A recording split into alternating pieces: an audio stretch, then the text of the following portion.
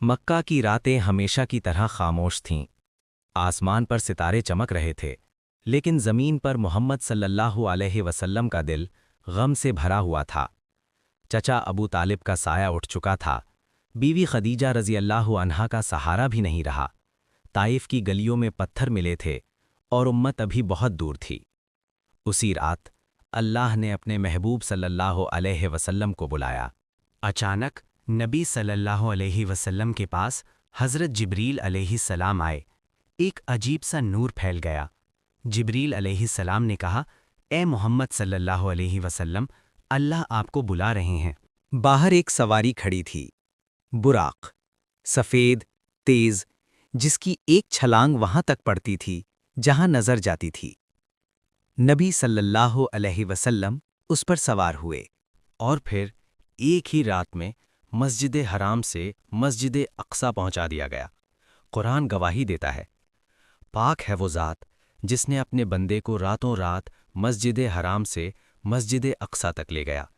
سورہ اسراء۔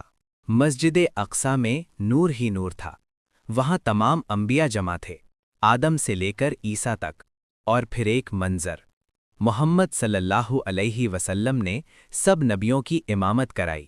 یہ اعلان تھا، اب نبوت کا امام کون ہے؟ زمین یہیں ختم ہوئی، اب سفر تھا آسمانوں کی طرف۔ پہلا آسمان کھلا، حضرت آدم علیہ السلام مسکرا کر بولے، مرحبا اے نیک بیٹے، اے نیک نبی۔ دوسرا آسمان، عیسیٰ علیہ السلام اور یحییٰ علیہ السلام۔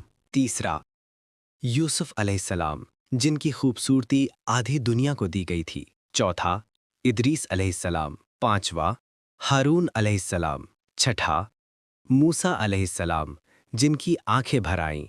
کہا، آپ کی امت جنت میں میری امت سے زیادہ ہوگی۔ ساتواں آسمان، ابراہیم علیہ السلام، بیت المعمور کے سہارے ٹکے ہوئے۔